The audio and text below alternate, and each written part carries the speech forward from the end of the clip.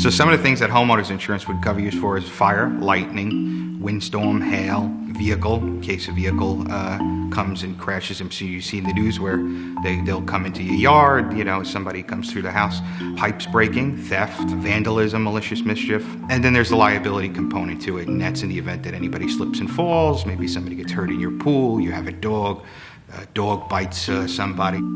So some things that your homeowner's insurance may not cover, depending upon the endorsements that you might take under your policy, are flood. Flood is the big one.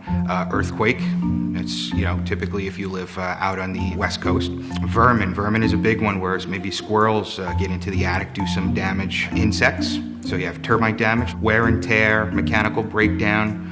So these are some of the things that may not be covered that you want to speak to your agent about. Maybe you can add those on under a separate endorsement. One of the biggest things that goes overlooked is your jewelry or your fine arts. And a lot of people, after the loss occurs, maybe it was that pipe break and it's coming down the walls and you had some Renoirs on the wall.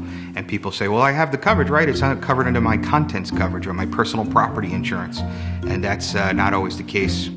So make sure you do your insurance research when you're selecting an insurance carrier and agent. There's many coverages that you need, and some agencies don't provide, and or some insurance companies don't provide. And I always like to say, just because you have insurance doesn't mean you're properly insured.